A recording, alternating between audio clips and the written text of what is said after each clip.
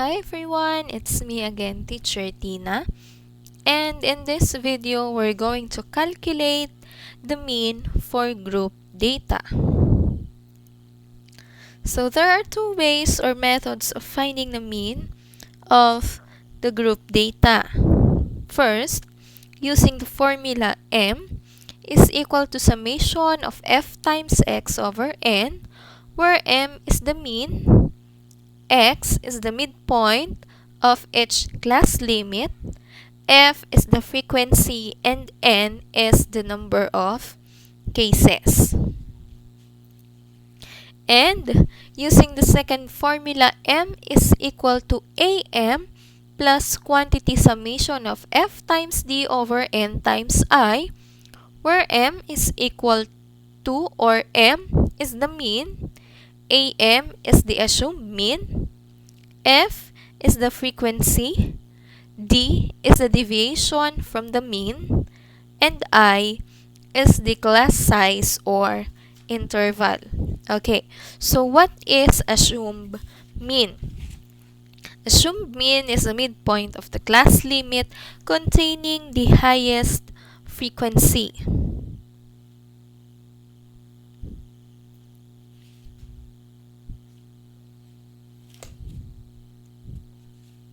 Okay, so given the frequency distribution, we're going to compute for the mean. Okay, so ano ang una natin gagawin sa pag-compute?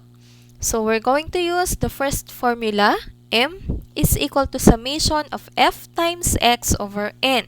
So we're going to add two columns for the class midpoint and f times x. To get the midpoint of the class limit, add the lower limit and the upper limit and divide the sum by 2. Okay, so alin ba ang lower limits at alin ang upper limits? So itong 96, 91, 86, 81, 76, 71, and 66, ito yung tinatawag natin na lower limit. And ito namang 100, 95, 90, 85, 80, 75, and 70, ito yung tinatawag natin na upper limits. Okay? So now, we're going to add the lower limit and the upper limit of each class.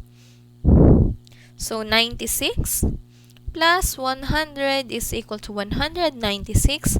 Then divide the answer by 2. So we have 98. Next, 91 plus 95.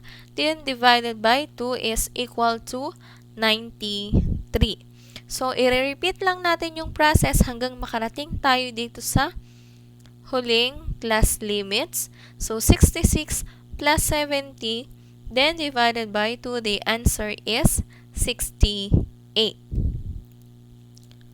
Okay, next, we're going to multiply the frequency and the midpoint. So, frequency times midpoint. So, 5 times 98 is equal to 490. Okay. Then, repeat the process hanggang dito sa dulo, which is 3 times 68 is equal to 204. Next step is to get the sum or the summation of f times x. So we're going to add 490, 837, 1056, 1245, 624, 511, and 204, and the sum is equal to 4,967. Okay, so now we have the informations needed to calculate the mean using the first formula. We have the formula M is equal to summation of f times x over n. So summation of x is summation of f times x is equal to 4,967 and n is equal to 59. So we're going to substitute the values to the given formula. So M is equal to 4,967 divided by 15, 9, and the answer is 84.19. So therefore, the mean is equal to 84.19. Okay, now let us find the mean using the second formula. So in the second formula, midpoint is not needed. So what we need is the deviation and the assumed mean.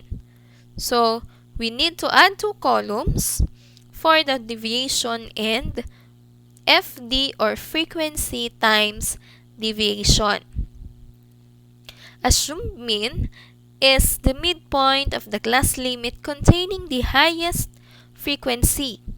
So in this example, the class limit with the highest frequency is 81 to 85. So ang frequency niya is 15 and its midpoint is 83. So again, paano natin kukuhanin ang midpoint? We're going to add the lower limit and the upper limit, and the lower limit is 81 plus 85, then divided by 2. Therefore, the assumed mean is 83. And its deviation from the true mean is 0. Okay. So, punta tayo dito sa kasunod na column, which is the deviation.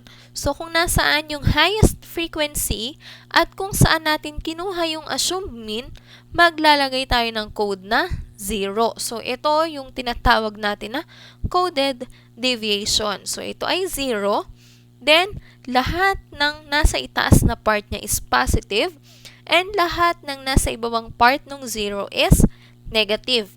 So, start tayo sa taas. So, siya is 1, 2, and 3. Next, sa ilalim ng 0, we have negative 1, negative 2, and negative 3. Okay. Next, we're going to multiply the frequency and the deviation. So, 5 times 3 is equal to 15. 9 times 2 is equal to 18. 12 times 1 is equal to 12. 15 times 0 is equal to 0. Then, ulitin natin hanggang dito ulit sa dulo, which is 3 times negative 3 is equal to negative 9. Next, so we're going to sum up yung ating FD or yung frequency times deviation dahil kailangan natin ng summation of F times D. So, we're going to add 15 plus 18 plus 12 plus 0 plus negative 8 plus negative 14 plus negative 9. So, the summation of F times D is equal to 14. So, now, we have all the informations again to compute for the mean using the second formula. So, ulitin lang natin. Let's review. Ang kailangan natin is assumed mean, which is 83. Summation of FD, which is 14. N is equal to 59. And I is equal to 5. Now, we're going to substitute the values to the given formula. So, M is equal to 83 plus 14 over 59 times 5. So, computin muna natin yung 14 divide 59 times 5. So, we have 83 plus 1.19. So, dito po, 2 decimal points lamang ang ating gagamitin. So, kung kailangang i-round, we're going to round off. Then, add 83 plus 1.19 and the answer is 84.19. Okay? So now, i-compare natin yung answer from Formula 1 and Formula 2.